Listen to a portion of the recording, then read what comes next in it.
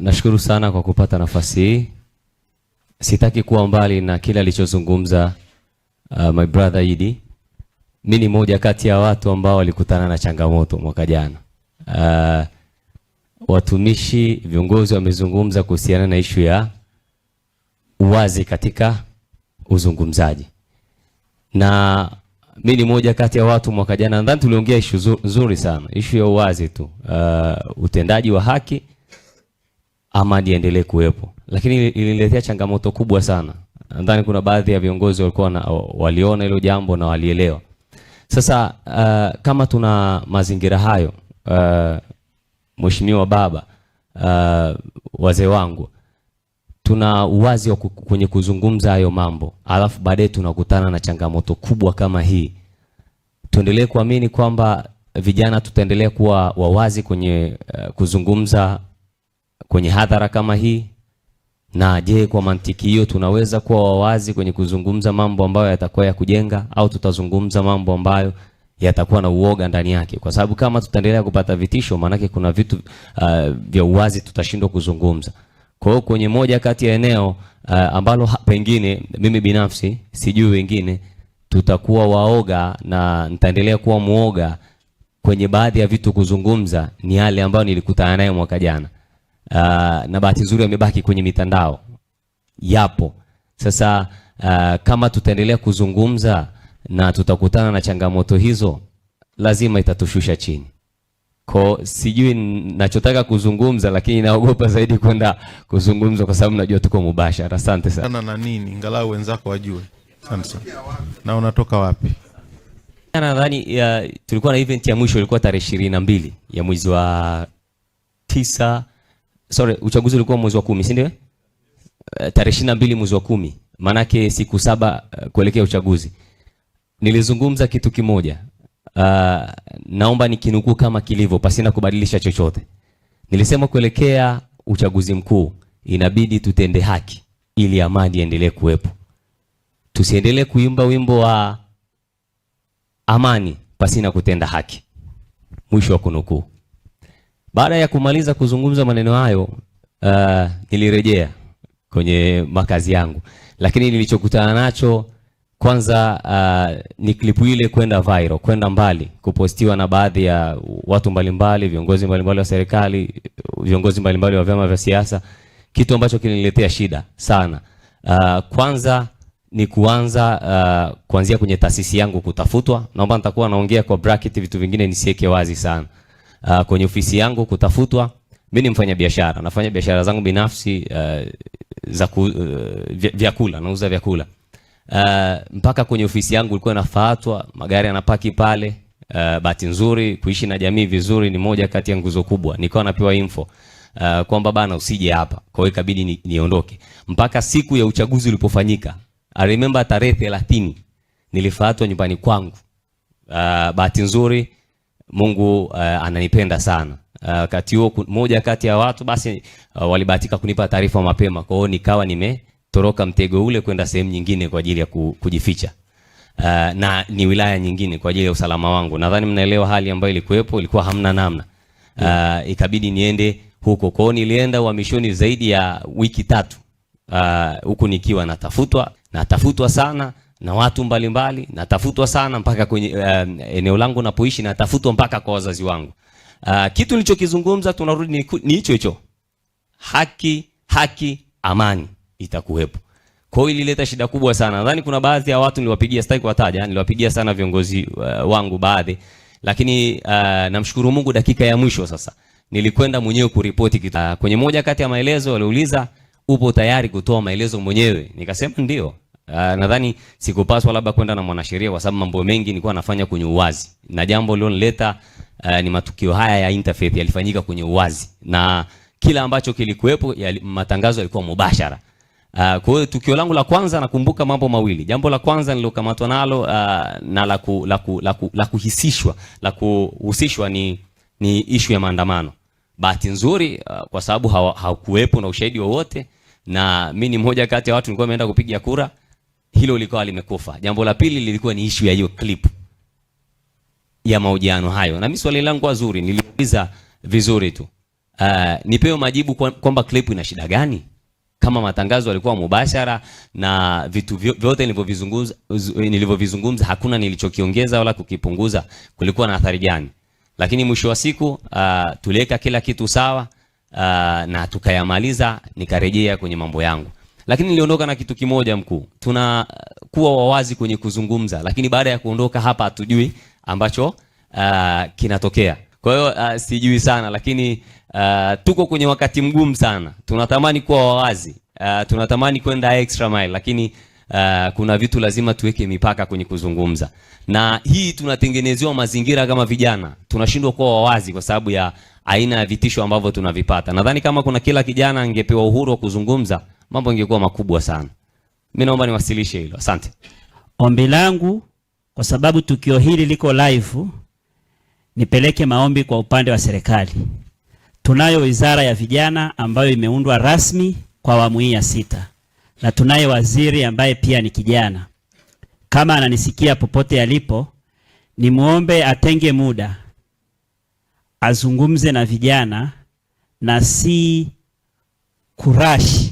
Nimeona ameanza kuongea na vijana, lakini anatumia muda mfupi kuongea na vijana, wakati sisi vijana tuna mambo mengi yanatukabili na tuna lugha yetu ambayo inamhitaji yeye kukaa chini na kutusikiliza.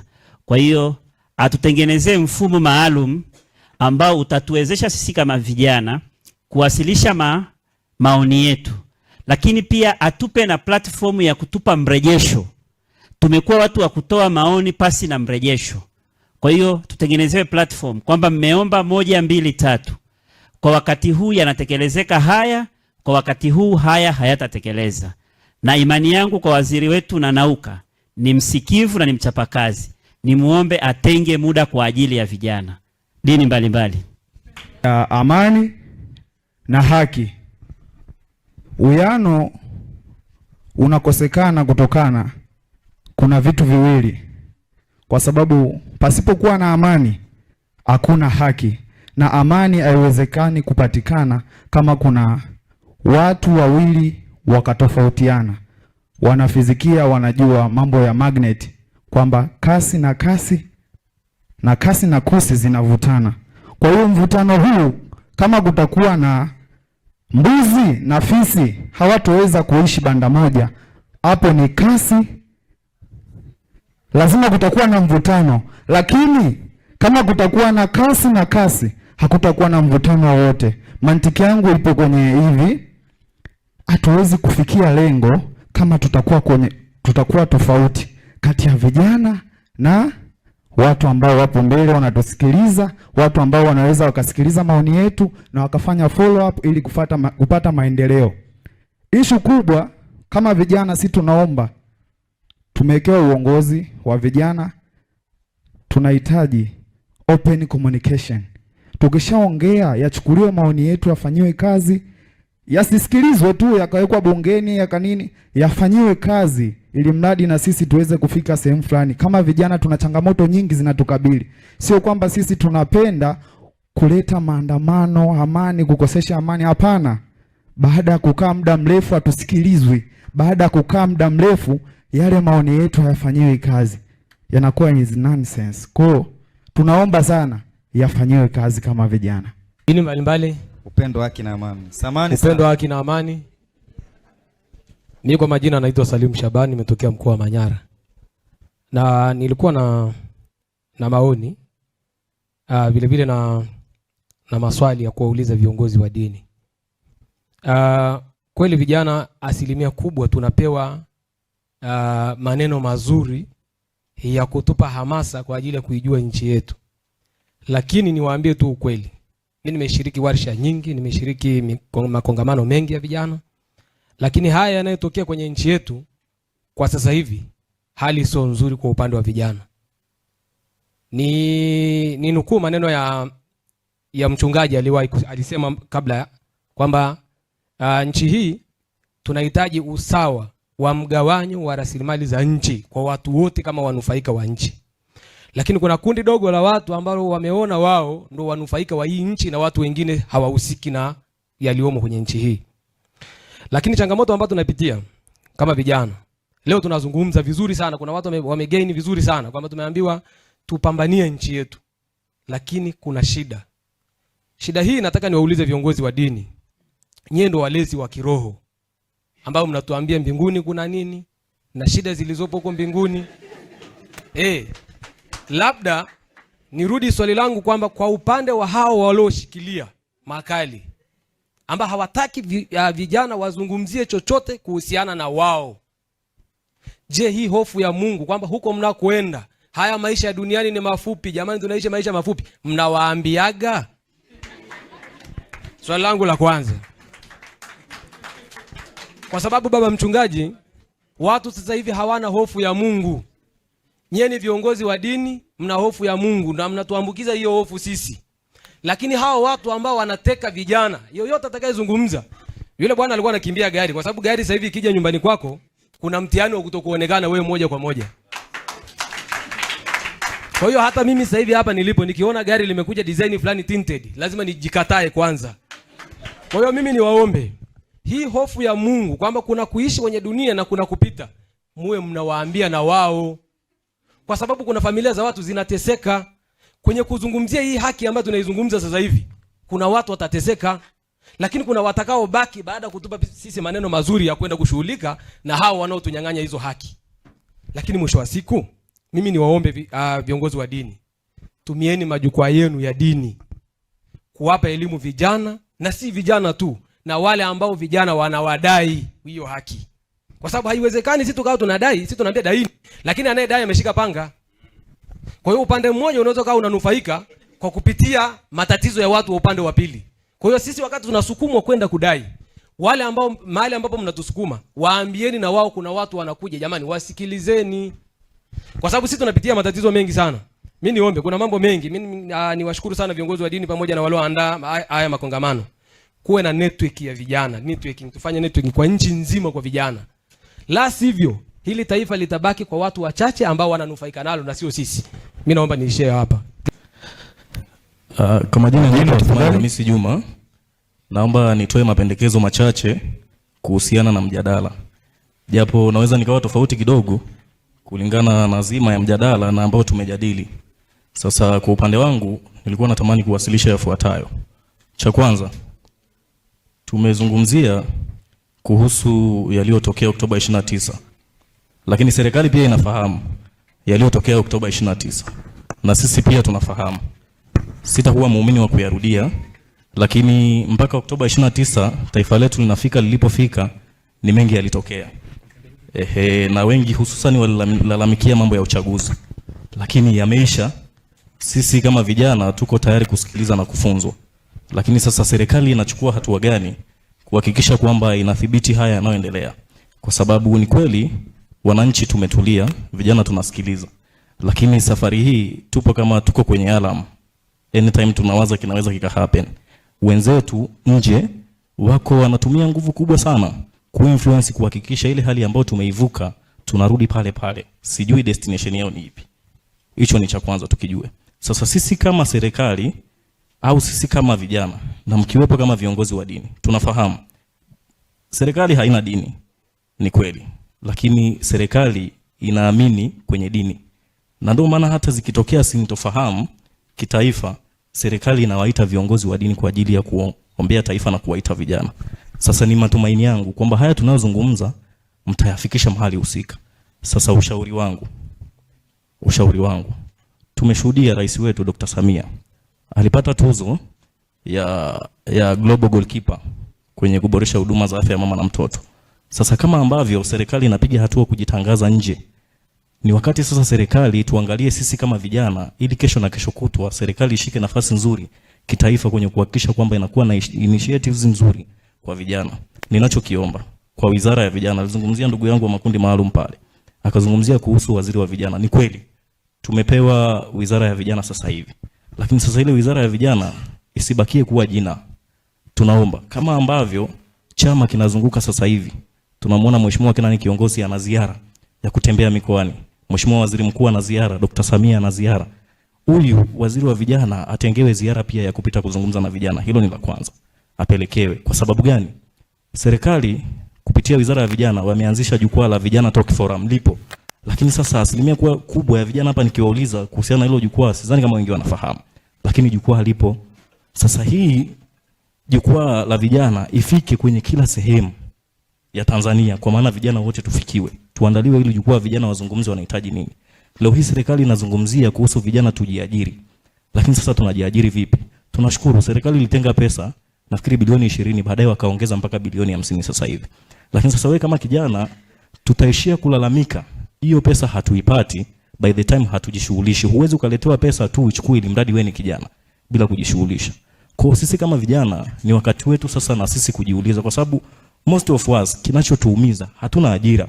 Alafu wakifanya watawala huko juu tunaona kama wananufaika wao. Sasa tukiambiwa tuiangalie kesho yetu, lazima tuwe accountable na sisi. Tunachukua hatua gani? Ni lazima tujiunganishe sisi kama vijana. Tujifungamanishe, tuangalie fursa ambazo zinatuzunguka kwenye jamii zetu. Ili tunapoifikia hii serikali kuhitaji hiyo pesa kwa ajili ya kufanya maendeleo yetu kama vijana, itusikilize na tupewe pia kipaumbele. Lakini cha mwisho, kuhakikisha hali ya kisiasa pia inakuwa vizuri. Ni ushauri wangu. Serikali ina nafasi ya kusikiliza au usisikilize. Tuko live hapa kwenye Jamii Forum, lakini kama viongozi wa dini kweli mmedhamiria kuzungumza na sisi vijana, isiishie kwenye Jamii Forum. Jamii Forum wanaofuatilia wanaweza wasiwe wengi sana tofauti na media zingine. Hii kwa sababu ni rekodi ya tukio ipo, wafikishiwe wahusika. Iende hata kwenye platform zingine, waonekane vijana walizungumza. Tunachoomba sasa hivi hali ya kisiasa haiko vizuri. Ushauri wangu kwa serikali, ni wakati sahihi wa sasa serikali kuhakikisha kwamba inaweka tofauti za vyama pembeni na kuitana kama serikali tuwe kitu kimoja. Nasema hayo kwa sababu leo hii kuna viongozi wa kisiasa wengine wameshikiliwa wako ndani. Hatuingilii nafasi ya mahakama, lakini tuna nafasi ya kushauri kama vijana. Leo hii huwezi kumwambia Mtanzania tunataka maridhiano, tuzungumze na wananchi, ili hali chama cha siasa kimoja kinaumia kwa kukosa sauti ya kusema. Haitawezekana, tutakuwa tunatonga maji kwenye kinu. Kwa hiyo ninachoiomba serikali imeshapata mamlaka, iko kisheria sasa hivi madarakani, kuitoa ni ngumu. Umeona? Tulikuwa kwenye kampeni, tulikuwa tunaambiwa kwenye kampeni Umoja wa Mataifa wanasikiliza kampeni zetu, wanaangalia namna tunavyo moderate mchakato wa uchaguzi na kampeni. Sasa inakuja kushtusha, kama Umoja wa Mataifa walikuwa wanaangalia mchakato wa uchaguzi, leo hii imekuaje sisi kama serikali ya Tanzania tuna kesi ya ICC, wakati Umoja wa Mataifa wameletwa, hao ndio walikuwa wanaoversee mchakato. Recommendation yao ni ipi ICC mpaka sisi leo tuwe ICC? Tunashukuru Dr. Samia walifanya mkutano na viongozi hapa. Umeona?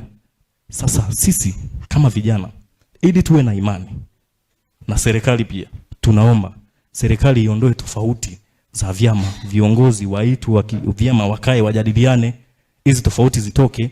Leo hii pesa zinatoka, utaambiwa wanaonufaika ni UVCCM, jambo ambalo kumbe hata sio dhamira ya serikali. Lakini kwa sababu ni notion inaishi na vijana wa Kitanzania, wengi wataamini hivyo. Sasa hilo litolewe kwanza. Lakini kingine, sisi ni vijana wa Kitanzania. Nilisikiliza kampeni za Mheshimiwa Kinani kiongozi, nafikiri mwenezi wa chama, alienda kwenye mikoa, lakini mojawapo ya vitu ambavyo nilikuwa nasikiliza, chama mpaka sasa hivi tumeshapita sakata la uchaguzi, lakini chama kinasimama mpaka sasa hivi kinahubiri sisi, kwa maana ya CCM sio kama wao. Sasa hii inamjengea picha gani Mtanzania? Sisi sio kama wao. Na wengine wanakuambia sisi tunaijua mchakato wa uchaguzi na tunaijua mifumo. Tunatengeneza notion ya kurudi kule kule. Tunasema kwa ujasiri kwa sababu hata maandiko yanasema wenye imani na wenye haki watasimama kuipigania. Si ndio? Kwa hiyo tofauti za vyama ziachwe na viongozi washauriwe wanapopita kunadi sera. Hizi kauli lilishagusiwa, waachane nazo, tuunganishe taifa moja kama Watanzania. Asante sana, naomba kuwasilisha. Asante, safi kabisa. Nafikiri sasa tuko kwenye way forward baada ya majadiliano yetu. Ndio, twende. Mimi naomba niwashauri vijana wenzangu, mabadiliko yoyote yanaanza na mimi. Kwa hiyo tutakapotoka hapa, kila kijana aanze na yeye. Asante. Na viongozi wa dini, naomba nitoe mfano kwa mchungaji Munisi ambaye ni afisa miradi wetu, akiwa anatusimamia na kututuma na kutupa maelekezo. Anasema unapomfundisha mtu kulima mboga, anza kulima mboga nyumbani kwako, ndipo mfundishe mtu wa pili. Kwa hiyo vijana wa Tanzania tuanze sisi kabla ya kuwalaumu wengine. Asante. Nilikuwa nahitaji mapendekezo, kama una mapendekezo ambayo mheshimiwa waziri akiyaona kwamba ayafanyie kazi. Twende moja kwa moja. Asante. Dini mbalimbali, upendo, haki na amani. Kwa sababu tuko live na niwaambie jambo moja. Tulishawahi kufanya kikao kama hichi Green Maria, tukatoa masuala ya corruption pale. Edmund anafahamu, mchungaji anajua.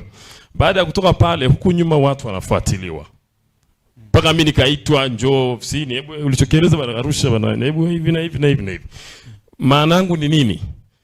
Serikali inatusikia, msema tufuatiliwe, kwa sababu wanatusikia. Maoni yangu yanasema hivi, katiba haijabadilishwa. Nakosea askofu wangu? Katiba haijabadilishwa. Eneo la uhuru wa maoni halijaondolewa. Kwa hiyo mtu anapotoa maoni yake yabaki heshimike vile vile. Hata kama ondoka naye, kama ni kiongozi wa serikali chukua, ondoka nayo. Kama ni kiongozi wa dini, askofu wangu peleka, ondoka nayo. Ikiwa leo kijana chukua, ondoka nacho. Sio kunyuma tena unaanza command kwa nini nimesema vile, alafu baadaye unaanza kusikia ile huyu jamaa ameondoka na watu wasiojulikana. Kwa hiyo katiba iheshimike. Alafu la pili la mwisho niombe tena vijana. Hii tunasema, lakini kile kisemwa inakuwa kinyume. Usijiingize kwenye mambo ya mfumo, na kama huna kana achana nayo. Yule kijana pale simjui jina, nimenoti ametoa tafsiri ya mfumo. Yaani nikisema mfumo maana yake ni kwamba mimi nataka niingie kanisa la Askofu Show, nimtoe kwenye ule uongozi mimi niingie. Mmenielewa vizuri? Ndio. Lazima nifahamu mifumo ya kumtoa askofu, alivyotawazwa, alivyoingia na atakavyotoka. Lakini nikitaka kumtoa the way mimi ninavyotaka, ndio ile tunaleta balala tarehe 29. Tukisema baliko ya nguvu, ya kutumia nguvu, mtanisamee nimeweka ubaguzi kidogo. Wanaoweza ni Waarabu peke yake, mnanikatalia. Nikiwa na maana kwamba Mwarabu akisema nataka nitoke na roho yangu natoka, wanaweza wawezi. Hebu mimi naomba kuchagua sasa hivi, alafu tuende sehemu kama utaweza. Hautaweza. Maana yangu nini? Tusome ile t-shirt kwamba katika kuungana kuna shida ya maungano. Yaani huyu Mkristo, huyu Muislamu, ni jikazi, lakini tuungana, si ndivyo? Kwa hiyo tuvumiliane, tukavumiliana. Hivyo vyote takavyokwenda. Lakini nirudi pale pale. Maoni ya katiba, jinsi katiba inavyosema na mujibu wa sheria. Mimi sina chama jamani. Ndio. Yaheshimike na yapokelewe atakavyopokelewa. Hivyo. Safi. Alafu sio muoga unatetemeka nini? Dini mbalimbali. Upendo, haki na amani. Nilikuwa na mapendekezo katika njia mbili. Pendekezo langu la kwanza lilikuwa ni katika serikali yetu au viongozi wetu wa serikali, kwamba tumezungumzia kwamba kijana asikubali kudharauliwa katika ujana wake. Lakini pia tukaona kwamba katika ujana wetu kuna mambo mbalimbali, au unaanza kusema kwamba kuna roho ambayo tunasema ni roho ya hofu, ambayo kwamba kijana unapokuwa na hali ya kusema labda ukweli, au kijana unapokuwa na kile kitendo cha kusema ukweli wa jambo fulani au kutoa jambo fulani katika media mbalimbali, inakusababisha wewe kukutwa katika mikono ya watu wasiojulikana. Hasa katika nchi yetu, mimi nilikuwa natoa mapendekezo au shauri kwa viongozi wetu, watusaidie kama vijana ili kuleta chachu ya maendeleo katika taifa letu. Vijana kuwa na haki ya kusema kile ambacho wanakiona na kile ambacho wamekutana nacho, ili kuleta maendeleo katika nchi yetu na ili kuweza kuwaondoa hawa watu ambao tunasema ni watu wasiojulikana, kwa sababu nchi yetu hii tunasema ni nchi ya Tanzania na ni nchi ambayo iko huru. Lakini pia kwa upande wa viongozi wa dini, tulikuwa tunawashauri kuwa watusaidie na wao pia wasaidiane na viongozi wa serikali katika kupambana na hao watu wasiojulikana. Yamkini ni watu ambao wanaonekana katika hali ya kawaida, basi na wao watusaidie, waungane kwa pamoja ili kujenga nchi yenye uhuru na amani. Asante, makofi mengi. Tunamalizia mtu wa mwisho. Mimi na maoni moja hapa kwa ajili ya vijana, na ninukuu maneno ya Sheikh pale. Alisema kwamba vijana wengi wanalalamika kutokana hawana ajira. wanafunzi wanahitimu kwa mwaka 5,000 hawawezi wakaingia kwenye ajira. Hiyo ni kweli, na hamna kitu ambacho kinatuasili vijana kama kuwa jobless. Jobless ndo kitu ambacho kinachanganya. Mtu anaingia kwenye gari hana kazi, unamvuruga, anaweza kasababisha maandamano yoyote, watu mkagombana. Hata tarehe 29 baada ya watu kuingia kwenye sakata la maandamano, kuna watu walichukua ile kama chansi ya kuchukua bidhaa kwa watu, kuiba na kufanya uharibifu. Sawa sawa, mimi leo naomba nitoe oni moja na lifikishwe kwa Mheshimiwa Waziri wa Vijana. Kwenye taifa tuna wataalamu wa mambo ya utawala wa elimu. Utawala wa elimu mpaka leo naweza nikasema bado upo chini kwa Tanzania, kwa sababu hauwezi mtu anahitimu chuo kikuu baada ya miaka mitatu hapati ajira miaka mitano, hali ya kwamba amepata boom miaka yote mitatu, miaka mitano ametumia hela ya serikali, fedha ya serikali, alafu bado anakaa mtaani. Ile fedha ya serikali inalipwa vipi? Kwa nini wasitengeneze system ya ajira direct? Huyu ametumia hela ya serikali, akitoka hapa aende pale, ili mradi kuilipa ile hela, wengine wapate fursa. Leo unakuta watu zaidi ya 5,000 wamehitimu, wote wamepata boom na hawana ajira. Je, serikali ile fedha inarudi vipi? Na sisi wengine tutapata vipi chansi ya kupata zile fedha? Kwa hiyo unaona watu wengi wametumia fedha ya serikali na bado hapo mtaani hawana ajira kutokana na system ya utawala wa elimu. Na imani waziri wa vijana ana uwezo akalifikisha ili bungeni wakalijadili, wafanye utaratibu wa marekebisho kwenye mtawala wa elimu na ili kuweza kutatua changamoto hii kwa vijana. Asante.